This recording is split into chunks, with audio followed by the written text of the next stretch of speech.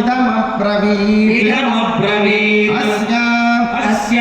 वाहन संयुक्ता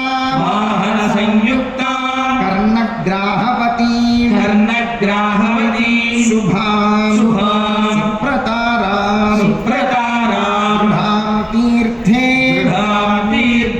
शीघ्रं नावमुपाहरां निशम्य गुहादेशं गुहामात्यगणः महान् उपोह्य रुचिरां नावं गुहाया प्रत्यवेदयत्